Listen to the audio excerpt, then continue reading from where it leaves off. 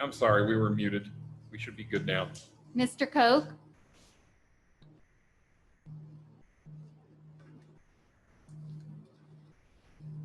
Mr. Miller? Here. Mr. Probert? Here. Mrs. Smith? Here. Mr. Strauss? Here. Should I try Mr. Koch again? He's not showing up on the participant list yet, Okay. so apparently he's not made it in yet. 8 members present.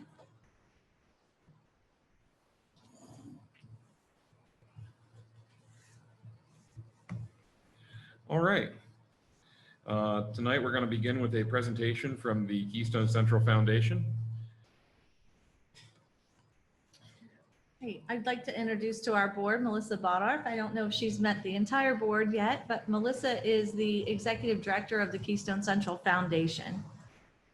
I'm gonna pull up your presentation here. Yeah, I've never met her before in my life. No, there is no mic up there, unfortunately. There's an extra one over there. There is one over here. Well, for the folks at home, we need you to be able to get picked up. Want me to move over? Yeah, that would probably be Yeah, best. move over there. I'll share the screen and then. Somebody back to mute. That's someone in the meeting. It's not You want muted. to sit here and I'll move over there? Sounded like That's Roger a little fine. bit. I wasn't sure. You might not be able to see. Probably Joni. We'll get moved around here.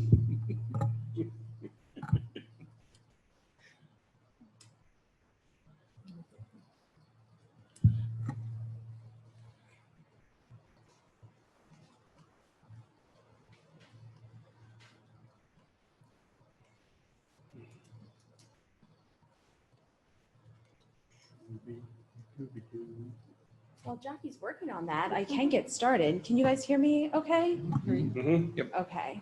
So I just wanted to thank everyone for having me tonight, especially Jackie. My name is Melissa Bodarth, as she said, and I did begin a part-time position as the executive director for the Keystone Central Foundation in January.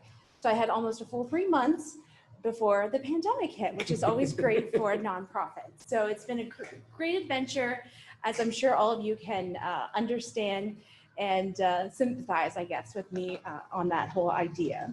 What I wanted to do is just take a couple of minutes to you today to introduce everyone about a little bit more about the foundation. And hopefully this will be the first time of many that I'm seeing most of you and working with most of you. I think a lot of times people feel or they think that the Keystone Central Foundation is part of the district. That's always been kind of a historic thing. If you talk to people in our community, they think that we're kind of the same thing. And we're not. We're very separate. We have our own PO box, we have our own office space, and we run as a 501c3 nonprofit. Jackie, if you don't mind progressing to the next slide. And that's what I wanted to talk to you guys about tonight. So our role at the foundation is to serve as the bridge between the school district and our community and our unmet needs. We're always looking to find the unmet needs of our students, whatever they might be, and then try to find a way to fill that gap. We fully understand that today's budgets don't provide the same, not what ones maybe was frivolous, not frivolous kinds of things anymore. So we really are trying to take those things that you might remember from your childhood and when you were in elementary school and try to find a way to fundraise and make them happen for our students that are here now.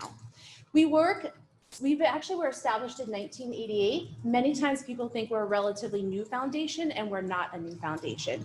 However, this is the first time that we've had an executive director, so we're really excited about the opportunities and things that we have moving forward. And we do operate with a board of directors. It's nice to see some familiar faces here tonight. We do have some school board members that also serve on our board, including Jackie and Bo and Jeff. So I also saw some of them last night at our board meeting. We have a really dynamic group of community volunteers, retired educators, and we're also working to pull in some students as well. And we're trying to really make sure that our board of directors represents the entire district. We're excited to have somebody new from the Bucktail area joining us, and we're always happy to grow that board. So it's really a passionate group of people, and I've been really fortunate to have an opportunity to work with them this first, I guess, 8 months now. Doesn't seem like it's been that long. Jackie, do you mind next slide? I'm used to being the one that actually does that, not I'm telling somebody sorry. else to do that. So some of the ways that we do impact our students, I think the most obvious one is our scholarship opportunities. This year, we were excited to give out $58,000 to graduating seniors from Central Mountain and Bucktail High School. That's one of our highest amounts in the last couple of years. And we do it in a variety of different ways. That picture over there on the top right is one of our unique scholarships. It's the Mapstone Scholarship. So instead of the student or the higher education institution just getting a check that you normally think of with a scholarship, that program is intended to find maybe at-risk students that may not complete college, and then work with them with a mentor from our board. And then they go to the donor and say, hey, I need a laptop. Hey, I need this. That's how that scholarship kind of works. So we have lots of flexibility in ways that we do that really can impact the students that we have that are leaving the school district.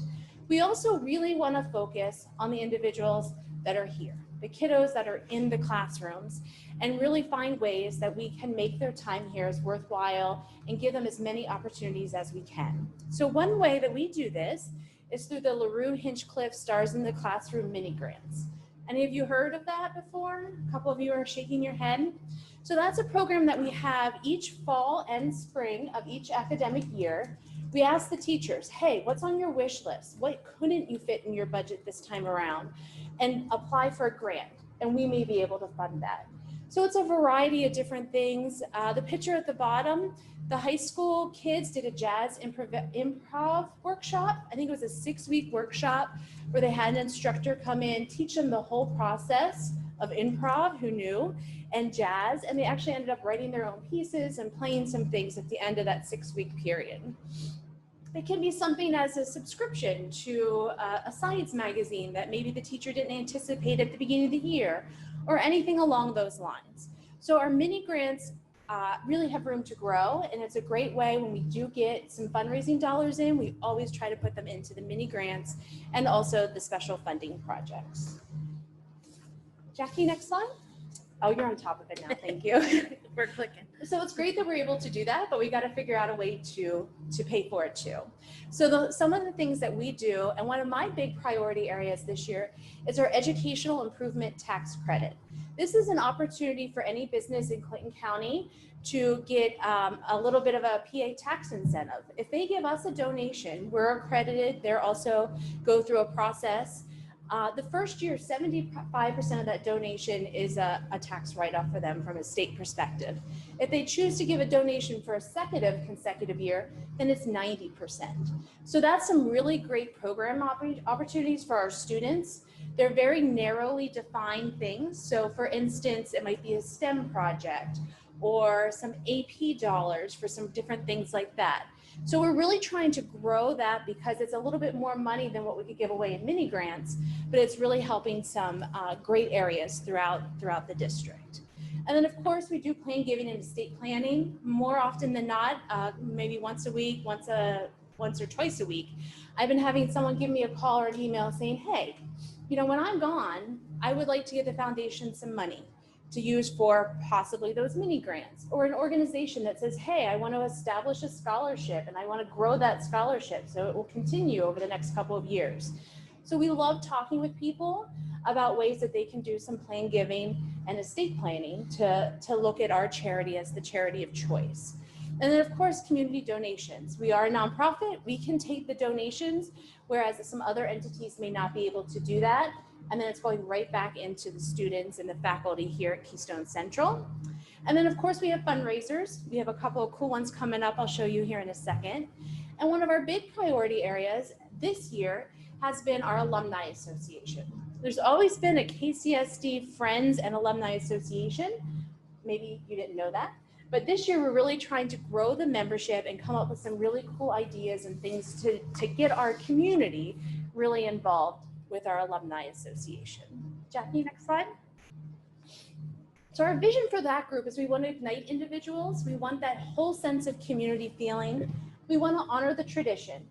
We, as new generation, we're all about Central Mountain, Bucktail, we got it, we're good. But sometimes, you know, we have to remember we had Ben and we had Lock Haven and they don't get homecoming anymore, and what options are available to them.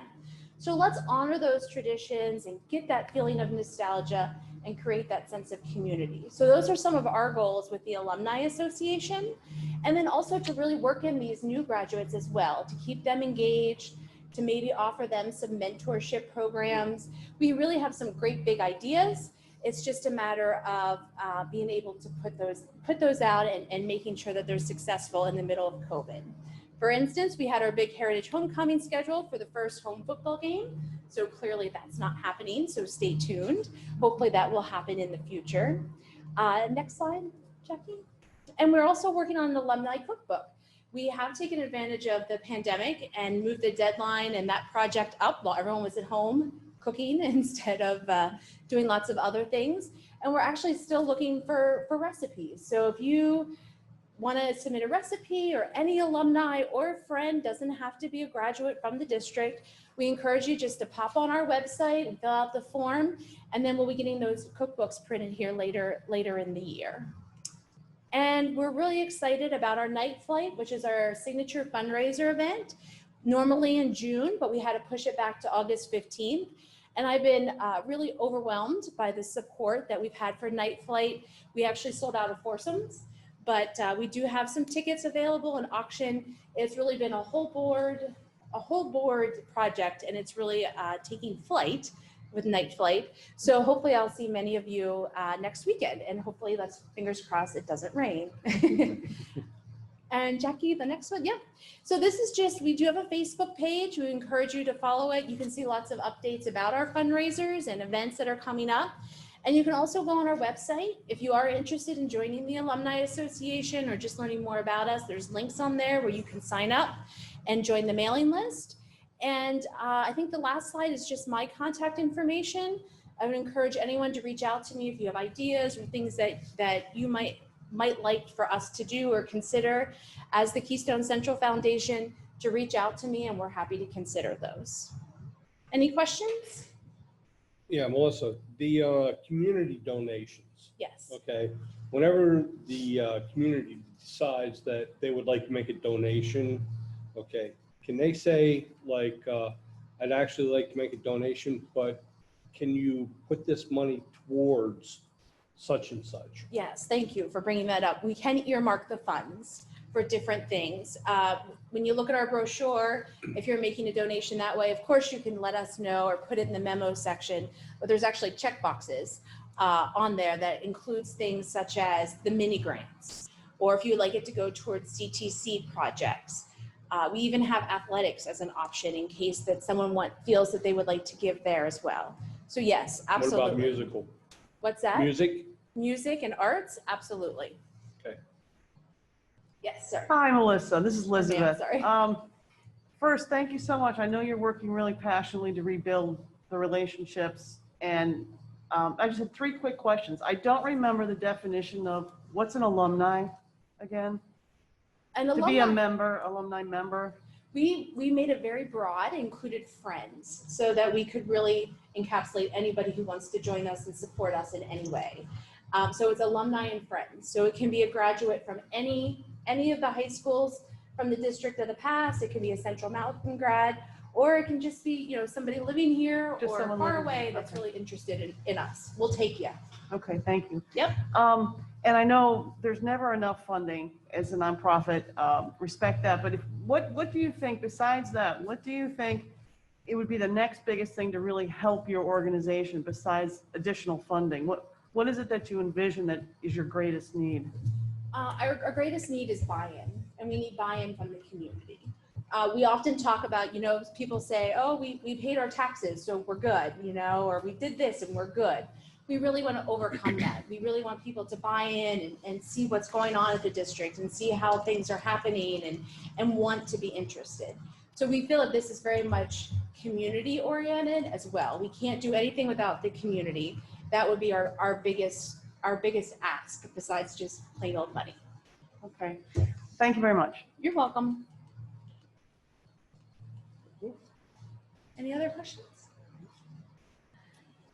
Nope, just wish you luck with the golf tournament. Thank you. Hopefully nobody gets too lost running around the country club at night. We'll find you. We have flashlights. So it should be a good night. And we also appreciate your support for that night flight as well. So thank you very much to everybody in the room. Thank you. Thank you. I see Mr. Koch has joined us now. Muted. You're okay. Thank you so much. Nice job. All right, well, next on our agenda, we're supposed to have a presentation from Lock Haven City on a Keystone Opportunity Zone request. Is there a representative of the city prepared to? Yep. Bo, Abby Roberts is here from the city. Okay, wonderful.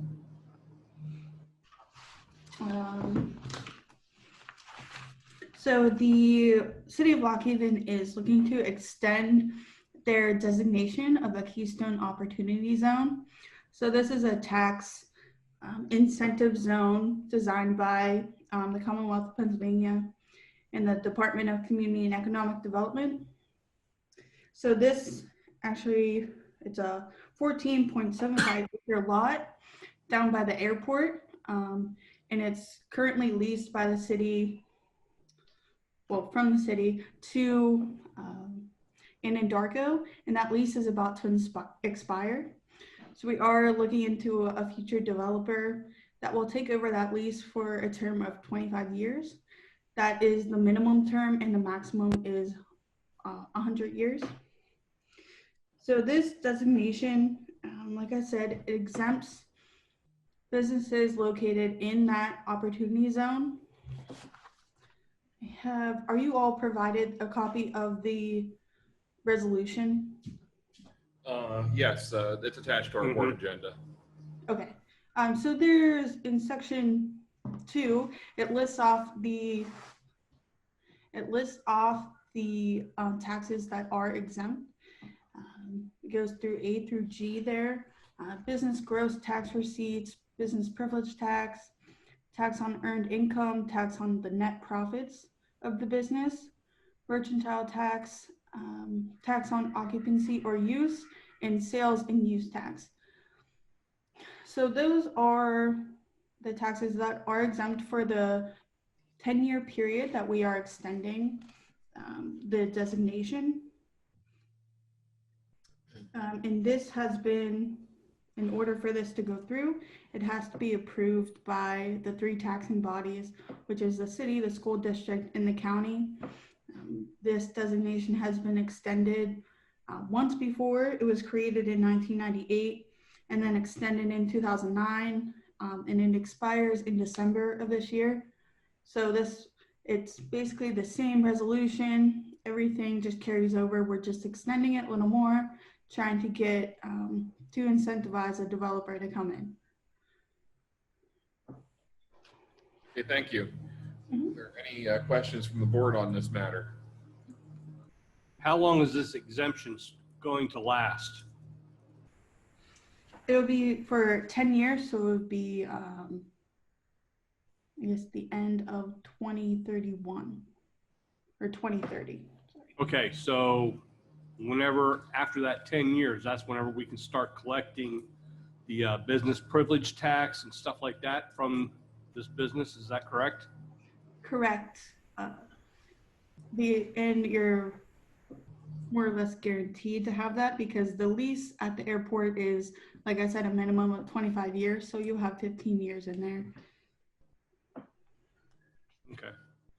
Hello, this is Elizabeth. I have a quick question. Have you heard any reason why it shouldn't be approved? Do you have any concerns?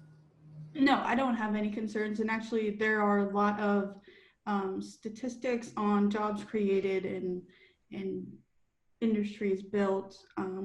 The only, I feel like, reason we've just had a streak of bad luck in that parcel of land that we haven't had a developer yet, but there has been promise. And the city actually approved their resolution on Monday at their council meeting, and it will be going to the county soon. Okay, thank you. Mhm.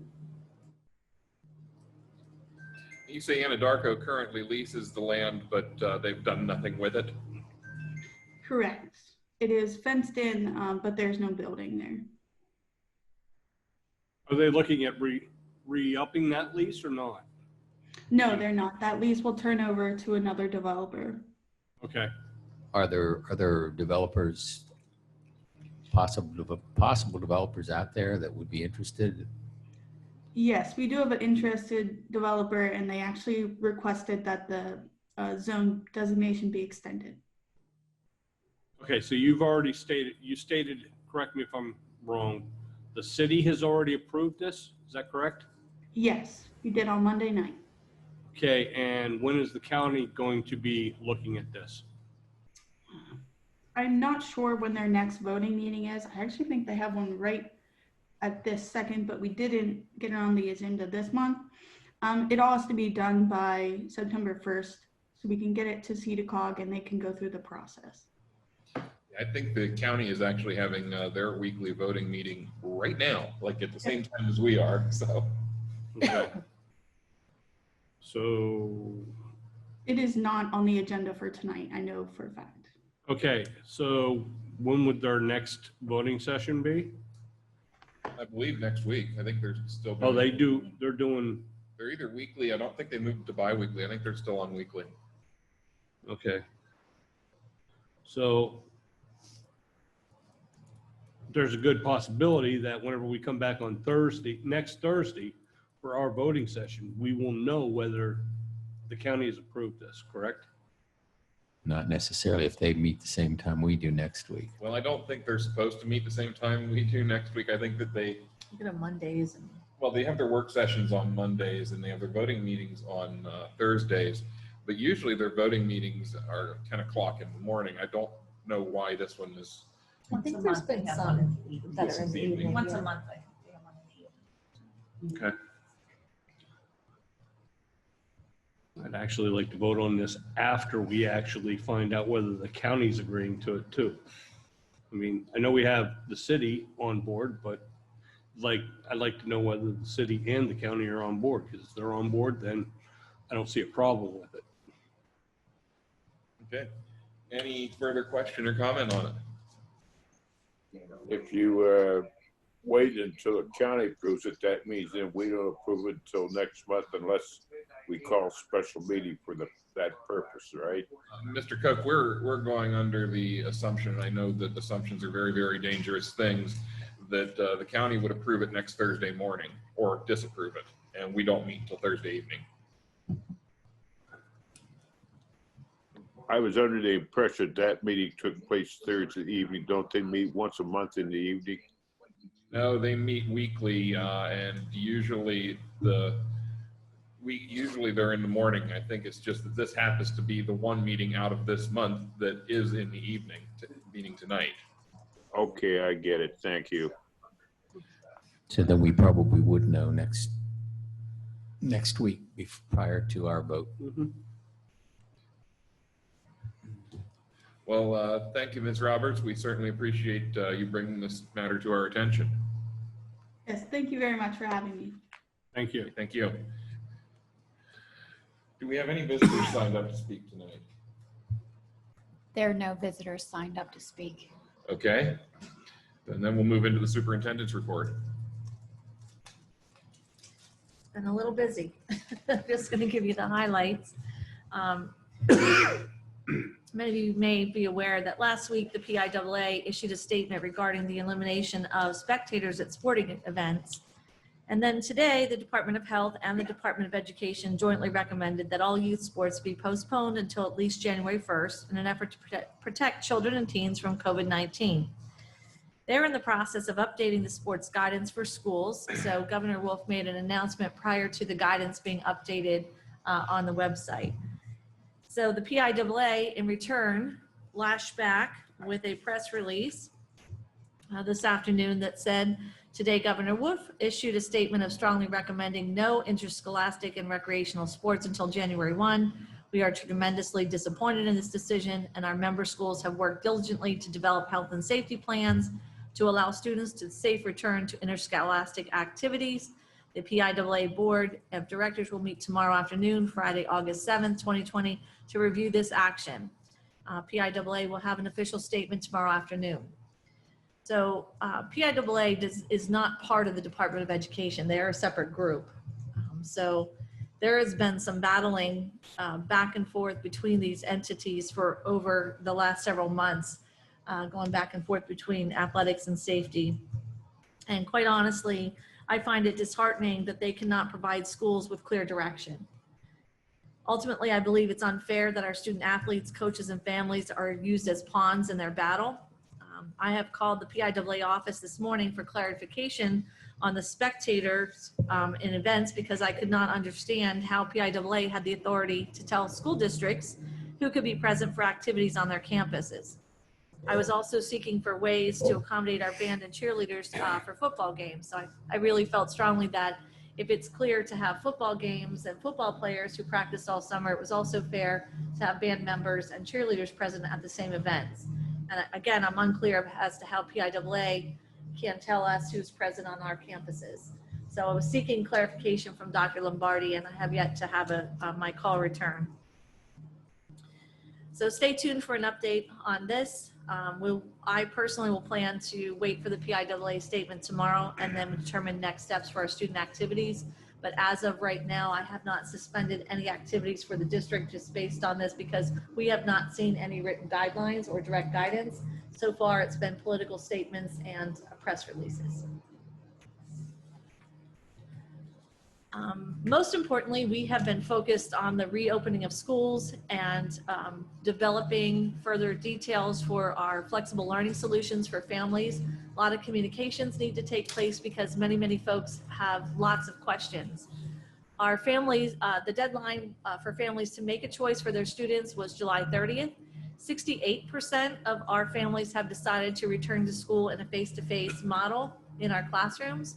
An additional 4% of families have selected the hybrid option where students would return to school but be in a separate situation, sitting similar to what we are doing right now, a minimum of 6 feet apart. In our classrooms, the health and safety plan is 3 to 6 feet apart. And it also wanted to note that in those classrooms, when students can sit at least 6 feet apart or be socially distanced, that they can in fact remove their mask in that setting. In the hybrid setting, everyone would still maintain the masking, even with the social distance. And then the remaining families have selected either our virtual academy or our remote learning solutions. So in order to increase communications, our admin team has held 3 parent informational sessions via Zoom over the last month. Mark Kondo and I did the same for employees in 2 sessions. I believe that was last week. And starting today, Megan Hall and Elizabeth Barnhart, our curriculum innovation director, as well as our director of special education, hosted a session for teachers and administrators regarding our new instructional model. All of these sessions had live participation via Q&A on the live chat. We tried to stay up to speed with everyone's questions and so forth. We received a couple follow-up questions via email from parents and teachers. We also received a lot of positive feedback for the communication and the models. I know that the board is aware, but I wanted to share with the public that we've also created a Google site specifically for our staff members with regards to human relations information, instructional model information, all the professional development, frequently asked questions, and safety protocols for the district. I know that our staff is also very anxious and has some, I guess just anxiousness about returning to school when we're all returning to school in a way that school has never looked before. So it's a lot. The biggest challenge for me as a superintendent has been balancing the flow of information in, the flow of information out, the questions that then occur to go back to that source and then get those questions re-answered and back out to everyone. So it is extremely fluid, the flow of information. So what we did to help our staff members was to put all of that information in one place in a site just for them as staff members. And again, we still have special places on our district website for parents and community members to see things that are going on as well. Next week, Megan Hall and I are going to be presenting to you a lot of the information that was presented to teachers today. and share with you some more details about that instructional model and what does instruction look like in the KCSD remote version. What are some sample lesson plans that parents could see? How are parents going to know what's going on? Our instructional coaches have spent a lot of time preparing model lessons at elementary, middle, high school sample lessons already, and that's going to continue to grow. I do believe that we have the right people on staff and that we also have with the instructional coaches, some embedded support for our teachers to be successful in this remote learning model. And just a little bit of a preview of that. What we did in the spring for remote learning was what I would term crisis teaching based on a new book by John Hattie. And what we're doing now is truly remote learning. I promised you that we were unprepared to go shut down schools and do 100% remote learning in the spring, but we would be prepared for the fall. We're well on our way to making that successful, but I wanted to share with this board and the public a lot more details about what that's going to look like. So next week, stay tuned. A lot more information coming your way. And then ending on a very positive note tonight, we were notified today that we were the recipient of just over $29,000 in the form of COVID relief money for our Career and Technical Center. We were the recipients of an equity grant that was released today. So we will be using that to offset the costs that we're incurring based on the changes to our educational programming via thanks to COVID. So. Thank you, Ms. Martin. Actually, I should say, I'm going to make this public here. It's not Miss Martin anymore. It is Dr. Jacqueline Martin. Doc Martin, yes, congratulations. Oh, we've been Thank waiting you. for so long. That's great. Thank you. Mr. President, Yes, Mr. Koch. as one Valley boy, I'd like to express my great pride to the Valley girl that made real good. This goes to show their brains in Sugar Valley as well. Thank you, Mr. Koch. Thanks, Mr. Koch. Now, does anybody have any questions for Dr. Martin? Chair Miller, Yes. I don't want to be disruptive. I don't want the meeting to stop, but I feel highly confident that I probably have internet back. So I need to leave. Understood. So when I come back online, because I've left the building, will I just be like a visitor or will I be an active? You'll be an active member of the board. Okay, I deeply appreciate it. I Thank you very much. think you'll probably be probably back before the committee reports are finished. Super terrific. Thank you.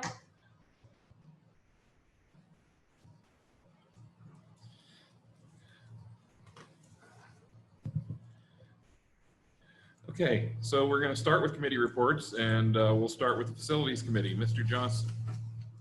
Facilities Committee has not met since our last meeting at the end of June. We do have a meeting set for the 25th, I believe, of this month. I did have the opportunity to tour the Robb and middle school projects today with Mr. Pasella, and things are moving along very well. There's still quite a bit of work to be done, but he's confident that all the projects will be ready to start school with at that point. So that's all I have from our committee. Okay, wonderful. Policy Committee, Mr. Koch, any updates? Policy Committee will be meeting on the 12th of August at 10 a.m. Everybody's invited, as well as administration and board members. Thank you. Curricular, co-curricular committee meeting. Mr. Miller, the next meeting of the curricular co-curricular committee is going to be August 18th at 6:30. So we haven't met since our last meeting. Okay, thank you, Mr. Probert. Mrs. Smith, personnel and negotiations. Our next meeting is August 17th at 6:30, but as it is personnel negotiations, it is, if I'm not mistaken, not open to the public. No, that's correct. I didn't Nope. think so. Mr. Strauss, Safety and Security Committee, is there anything you can tell us? I can tell you we're going to meet next Wednesday. Okay. And anything beyond that, no. And I believe, even though it's not on our agenda, I believe you are also the chair of the Finance Committee, I correct? can tell you information, but you really don't want to hear how bad that is. Oh. I'm kidding. I'm kidding. I'm just kidding. I'm just kidding. It was too easy. I'm sorry. All right, a brief synopsis. Basically, in October, the audit will be done and we'll know a lot more about where the numbers are. Right now, a lot of it's speculation. We are looking at $2.8 million in the hole at the moment. But we are hoping with some of the costs that were added on because of COVID, but then the costs that we saved because we weren't open, that we'll be putting some more money back into the budget. And, you know, we, as a wish list, we did ask Susan and Jackie to come up with maybe no tax increase, but we also realized that's a big wish. Because until we know those numbers in October, we don't know where we stand. I will tell you that the state did cut our subsidy by $345,000 coming into this year. That's not good. I will tell you charter school increases are probably going to hurt us really bad before this year starts. And other than that, you can go on, check the minutes, take a look at everything. But I will say that one final little thing here, that where we were last year, when you look out the chart like 5 years out, we are much better today than we were then. Still red, but we're getting there. All right, great. We'll move on to reports, information and discussion items. The first item listed is residency tuition waiver, and there's no content associated with that. So I'm going to say that I have no idea what this is talking about. Yeah, and the reason you don't see a content is because that the request I received had the parent and children's names on the document, so I thought that it was better not to put that document on for informational. Sure. So the situation we have is that there is a board policy 202, which is eligibility of non-resident students. And in that policy, there's specific language for exceptions to people who do not live in the district that would be able to attend Keystone Central schools. And those exceptions are very explicitly noted in what they are. And the situation that we have request from a parent does not meet any of those exceptions. So it's not covered in this policy. So I believe the policy is good, is accurate. I don't know that we need a policy change, but in order for me to allow a non-resident student or two students into the district outside of the policy, I believe that would require unanimous board vote to overturn a policy or to make an exception to a policy. I'm not sure about that part. I have to. I'm really not sure in the governance refer on to that you. either. Okay, so we can have some time to get that clarified. If this board chooses to move forward, I can propose, get together language for a proposed motion and a recommendation to you. So the situation is such that we have a family who moved into our district and we're leasing a property in the northern tier of our district, but then we're building a property across the street for permanent residency. Upon closing and the situation going forward further, they realized that the rental property was in the Keystone Central School District. The permanent residence across the street is in the Jersey Shore School District. Oh my God. So the family is very happy with their with the Woodward Elementary School and would like to request that they could please still attend the Woodward Elementary School. And at this time, the family is also enrolling a child in kindergarten. So Christina Manning, at my request, has reached out to the Jersey Shore superintendent, and he did have a discussion. Dr. Ulmer had a discussion with their board. They are not interested in paying us tuition to take these two students. So what we thought we might ask before coming to you to ask for an exception. There is room, according to Rolanda Murdy, the principal, there is room for these two children to attend. They would be in kindergarten and second grade. The parent typically would transport this, or maybe frequently transports the students because of the location and the timing. However, in checking with Susan Blesh, even if the students were rostered on our bus, there is a bus stop that is there for other children and would not cost us any additional money to transport the students. We would receive the reimbursement for transportation rostering. We would receive the reimbursement for registry.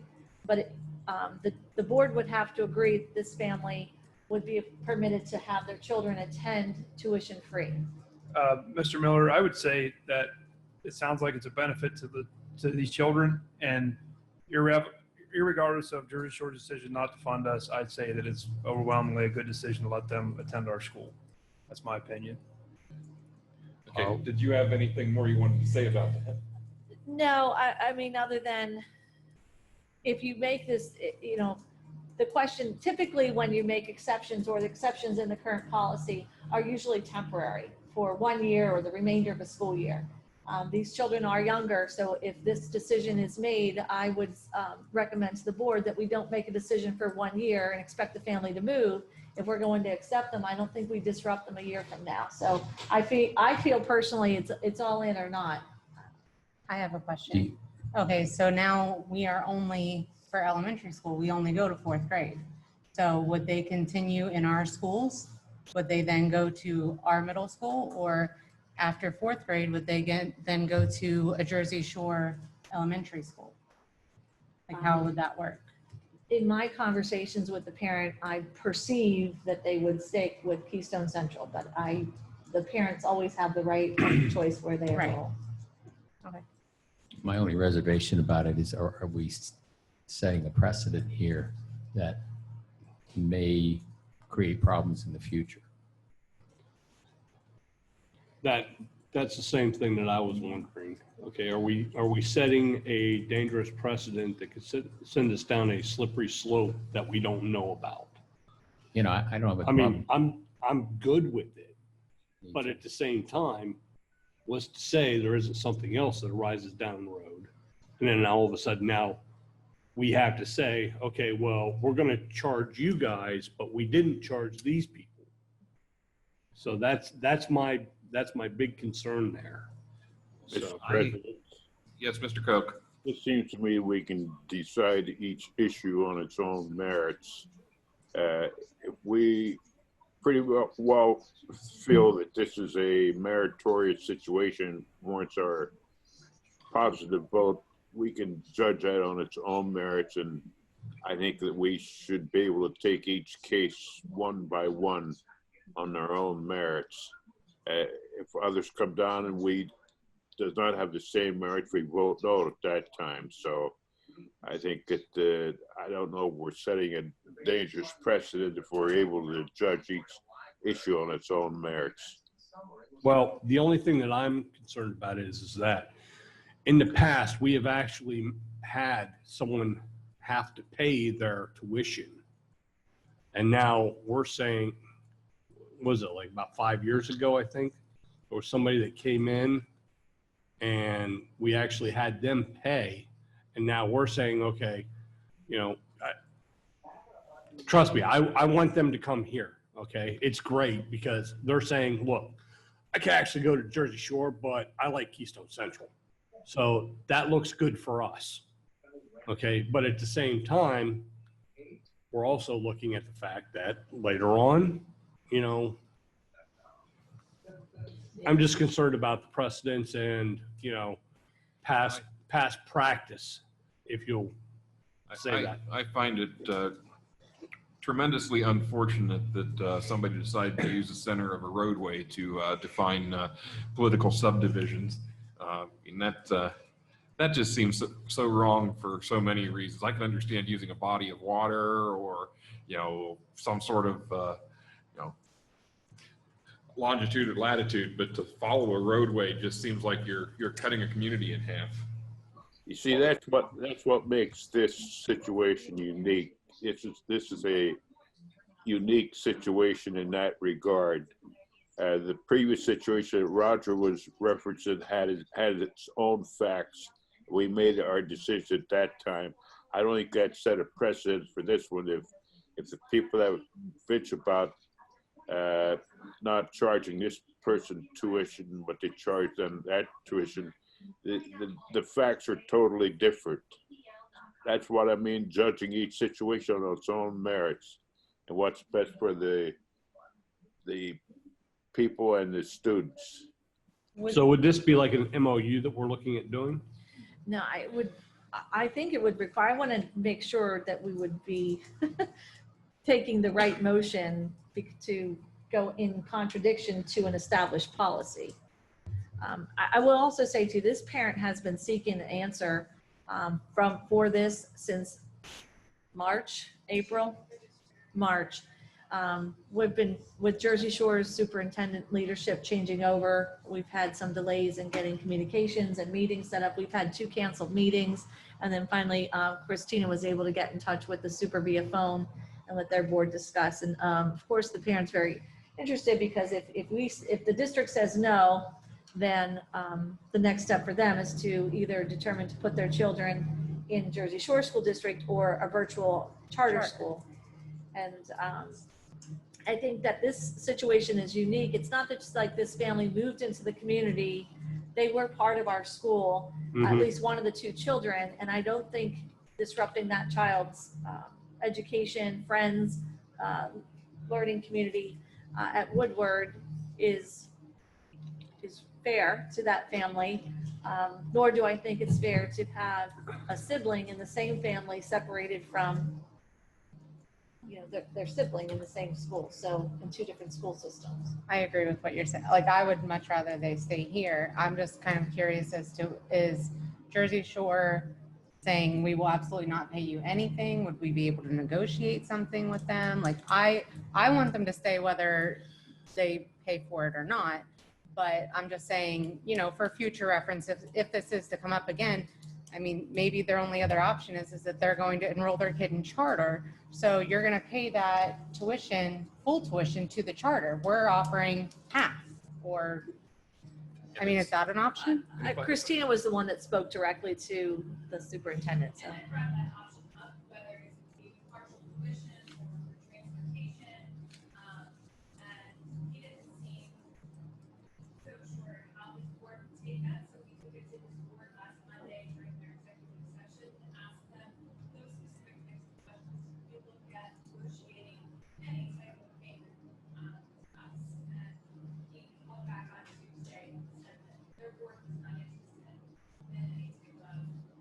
That's unfortunate.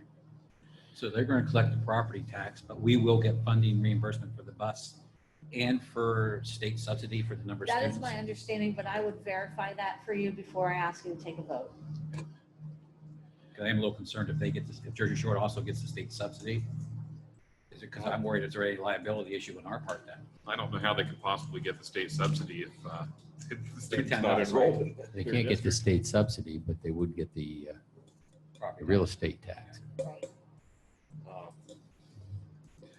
I'd be in favor of it. I mean, as long as we can make it clear that, this is a one-off case and we're not looking at establishing precedents. Would your motion be in favor of looking at this annually and providing the waiver annually, or would you prefer to make a once and done No, decision? once I and think done. it's would once be- and Once done. and done, we're not gonna keep. As long, that yeah, right they there. shouldn't be wondering every year. No, I what's say they gonna shouldn't have to happen. worry every year whether, Yeah, no, Except that's for as No, long as they- they reside at that address. I mean, if they move somewhere else, then okay.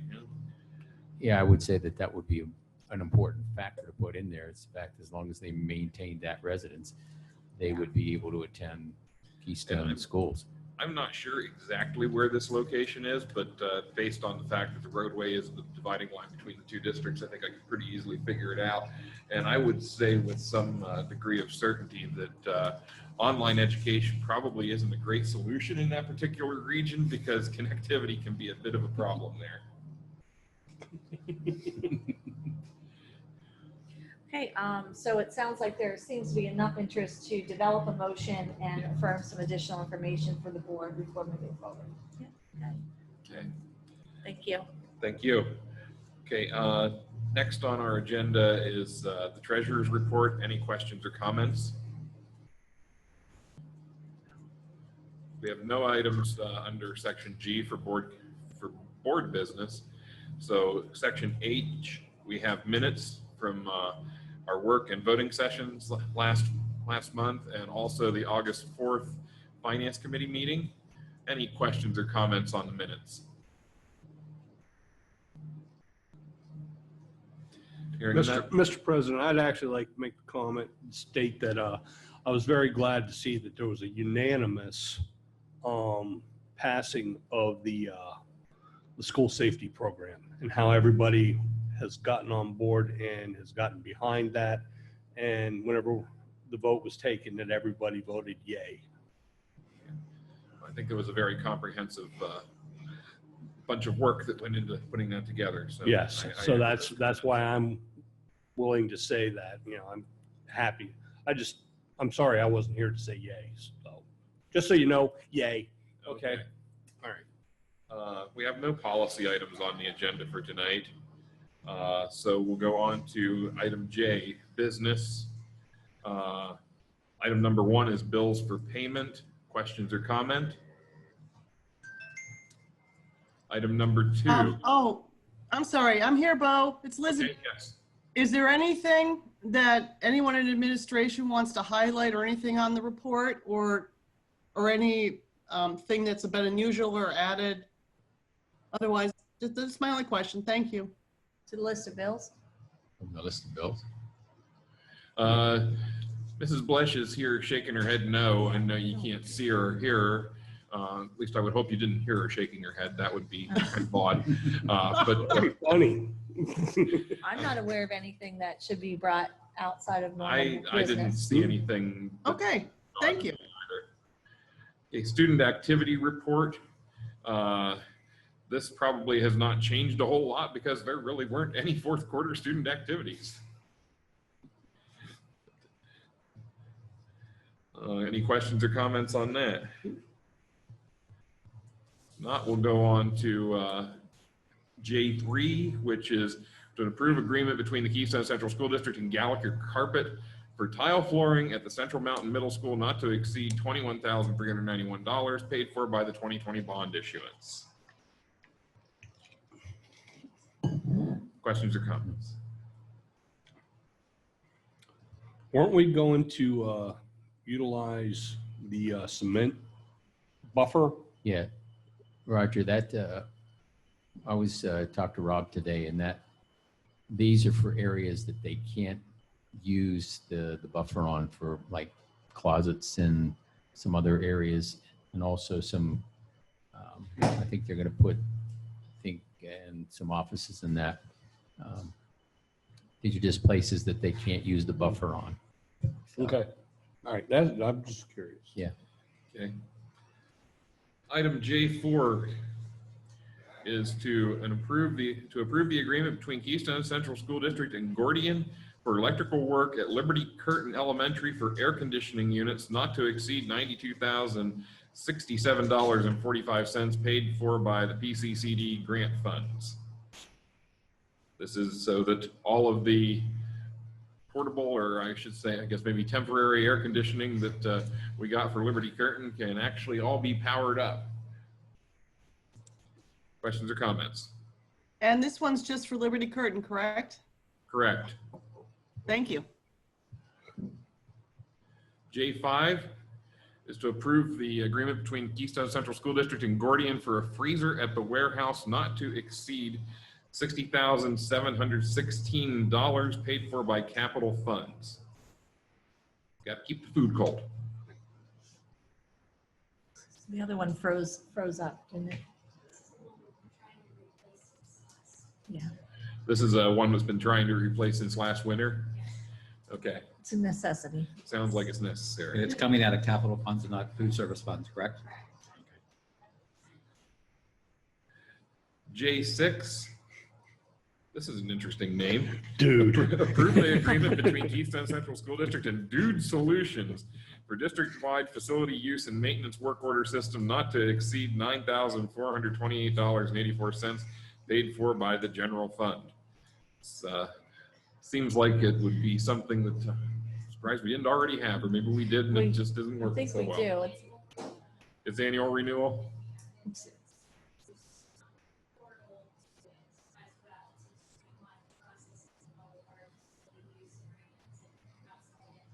We're going to use technology that we've had more efficiently, formerly known as School Dude. Okay, school dude. School Dude.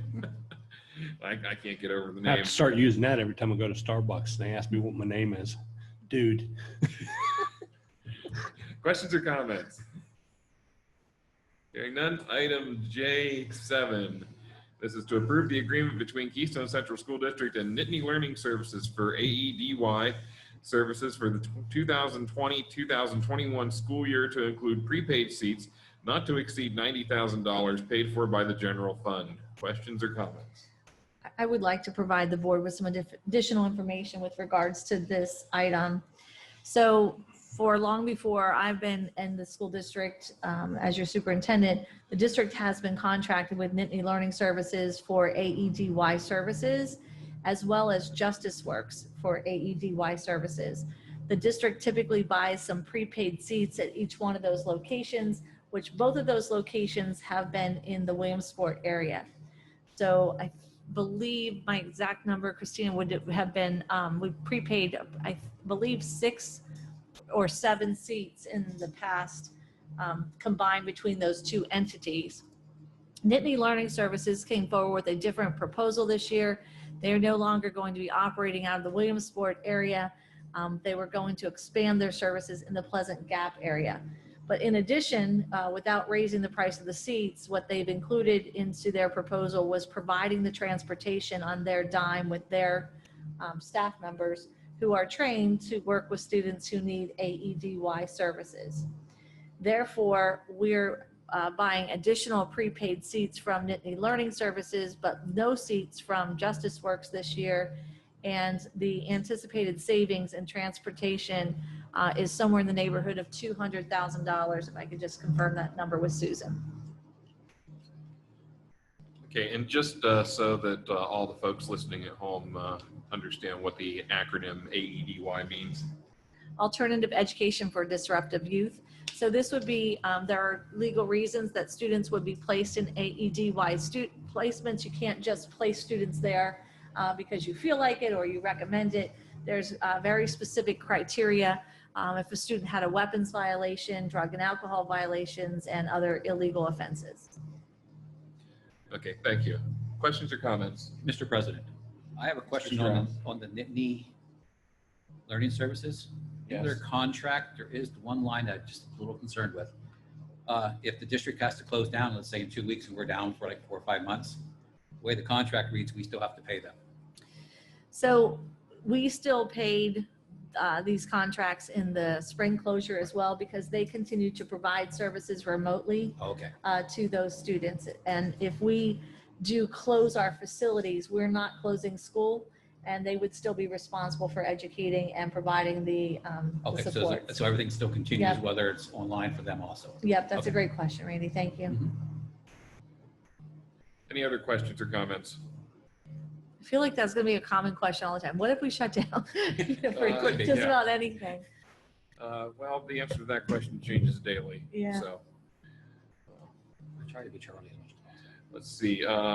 Next item is J8, ABA Support Services. This is to approve the agreement between Keystone Central School District and ABA Support Services for behavioral analyst services for the 2020-2021 school year to be paid for by the general fund at the rates per the agreement. This contract is also a renewal contract. It's the district has been contracting with this individual for at least 2 prior school years. I'm not sure if it was before that or not. And this individual, Amy Gable, provides behavioral support to students who have extreme disabilities or issues with emotional support, autism. She conducts training and models interventions for our teachers with those students who have high degree of need. Questions or comments on this contract? J9, this is to approve the addendum to the transportation for foster care youth contract. Any questions or comments? Just extends the dates for previous contract. And J10, this is to approve the agreement with Vector Solutions for Safe Schools training software not to exceed $4,968.50 paid for by the general fund. I'm going to ask if Mark has anything to add on this item.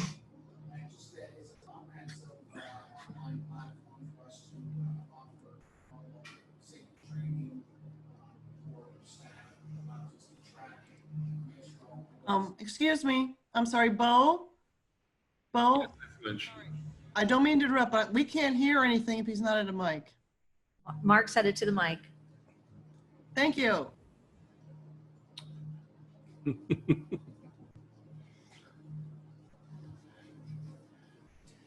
This is the software that will allow us to train and track all staff to make sure that they've met the requirements for various safety related trainings. And quite honestly, it's not just safety related trainings. There's all kinds of different opportunities for us. And there also allows us some flexibility to make our own training programs as well to include. The best part about it for us is that, again, it tracks everything for us. It lets us know when staff have things that will be due, because sometimes that's different for everybody. So that's what this program is for. Okay, thank you. Any questions on this one? Mark, is this the program that actually has the app that the teachers are supposed to have? Now that's the Navigate program. Okay. I will add, though, that this does actually have some COVID-specific training, too, for staff as well. Okay. Thank you. Any other questions or comments on Vector? I'm just curious, I don't know the answer to this. Is this, wait, let me check. Instead of the general fund, I would like before next week for us to see, since we've incurred some additional grant funding that we were notified of today, if that's an allowable expenditure in the new grant money.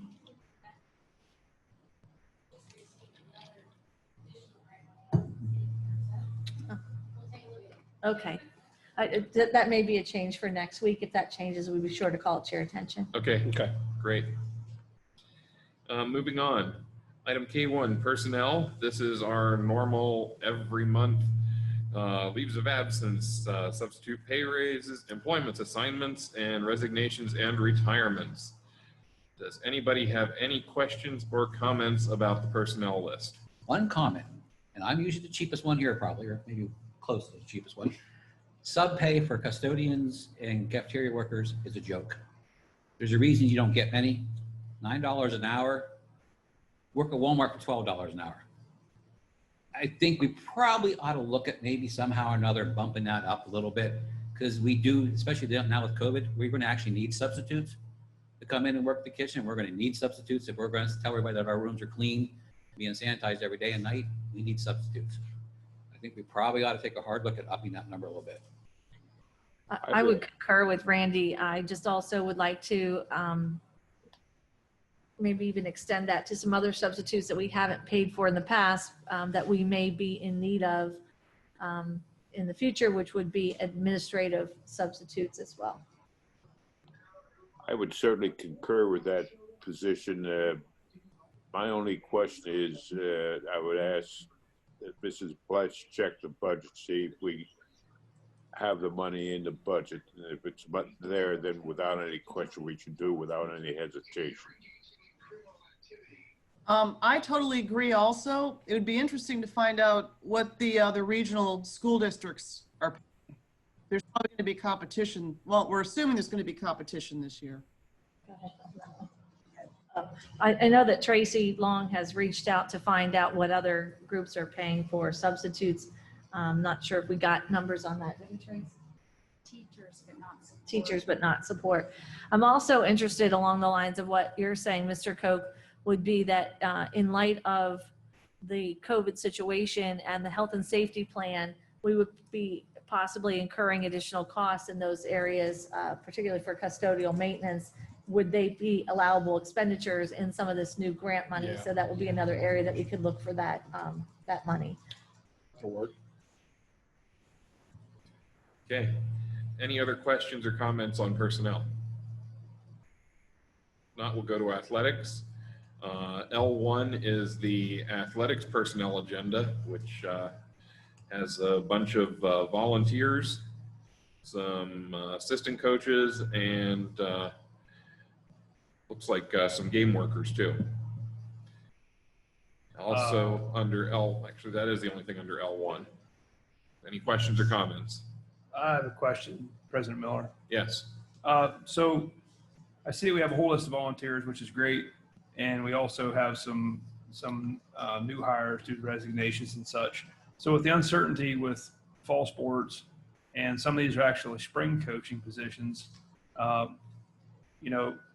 is it smart of us to hire people right now that we may not need in a few weeks? I mean, if we employ them and have to pay them for a job they're not going to do, I mean, I guess things could change tomorrow. So that's just my concern at this point. I think that's a really valid concern, and some legislation back in the spring put us in a bit of a tough spot when it came to what we were doing with our coaching staff and so forth. But we don't know whether that's going to happen or not. Luckily, we're not voting on this tonight. Right. And we've got a week for everything to change before we have to vote on it. And I certainly hope that that if PIAA does make some sort of an announcement tomorrow, that we're certainly going to be responsive to that. So the agenda, the personnel agenda for athletics that you see would be what, if we were normally operating under normal conditions or regular conditions. As you mentioned, there are some unknowns. We may get some more information tomorrow. I suspect that by the time we get here next week, that we could come forward with only what is absolutely essential that we know of. And also Mark and I will seek some solicitor advice from Mr. Lindsay with regards to what his advisement is to on hiring physicians. Okay. All right, any further questions on L1?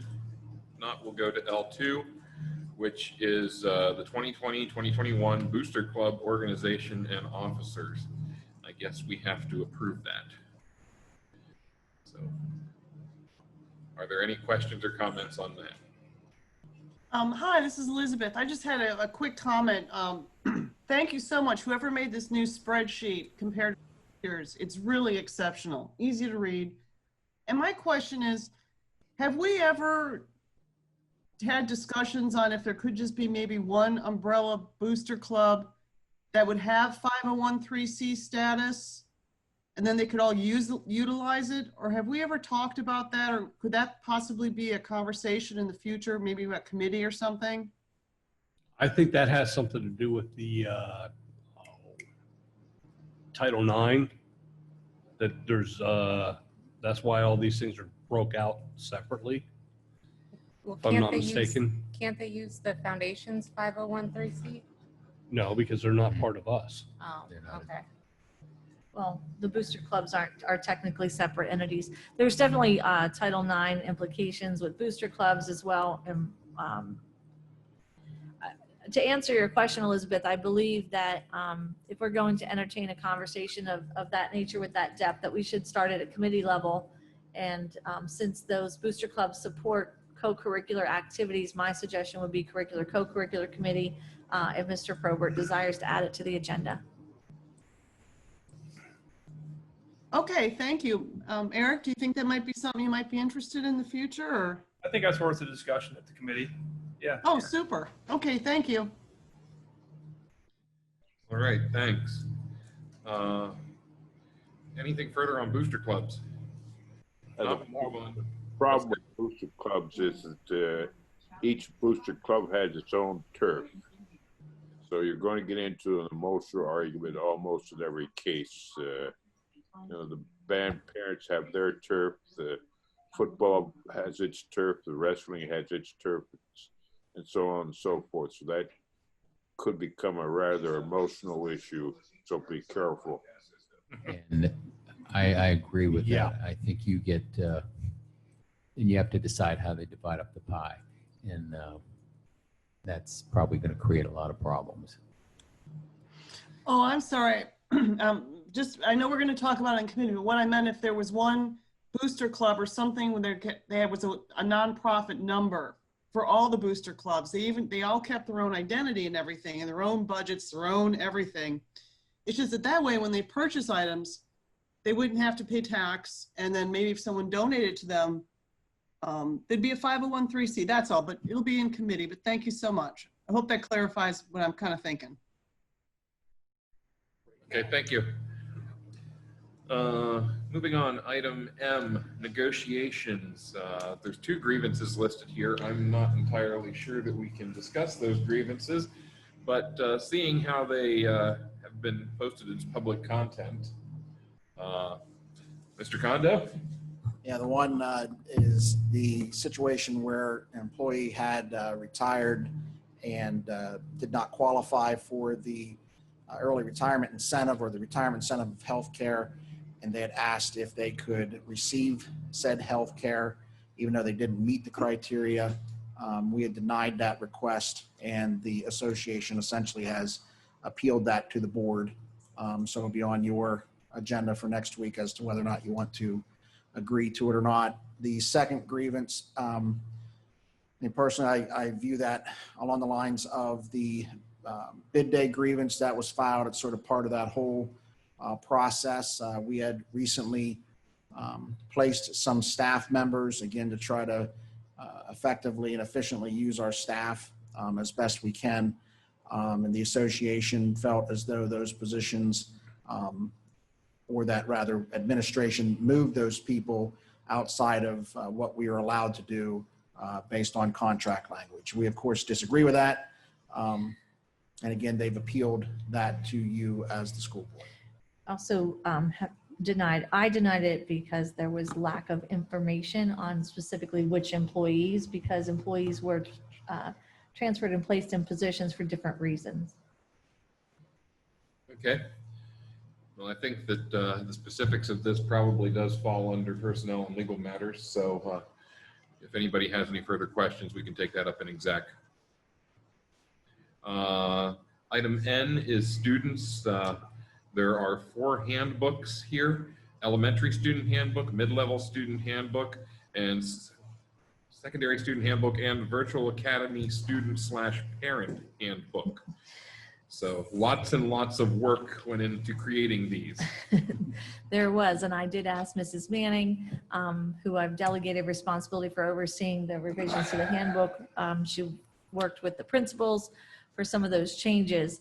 What I do know, and I'll have Christina mention to you the specific changes that from last year, and point out those things for your discussion, as well as to note that in the past, you've approved an elementary handbook, a secondary handbook, and a virtual handbook. Because of our new configuration, the principals recommended to me that we look at a middle school handbook specifically for grades 5 through 8, so that it could be specifically denoted that our 5th and 6th graders are being treated in the same realm as elementary students as we promised our families in this reconfiguration. So I would ask Christina just to point out to you any major changes outside of the structure of 3 different handbooks. Thank you. So on contrary from last year, we have very minimal changes this year, which is wonderful. Really, the one of the big changes is we've just added language regarding our COVID procedures for our visitors, that no one can enter into a building without not having their temperature checked, and if it's 100.4 or higher, then they wouldn't be permitted into the building. So we've added that to the visitor language. We've added clarifying and bullying harassment descriptions from our auditor. So Mr. Kondo worked with them to get that added.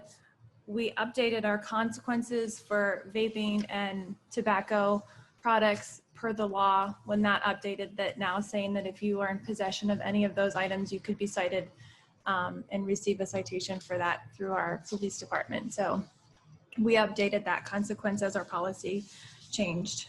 And there's been a lot of work that we've begun, more so this year, but the conversation started last year regarding inclusive excellence and acceptability and welcomeness and safety within our schools, to have an overall calming climate.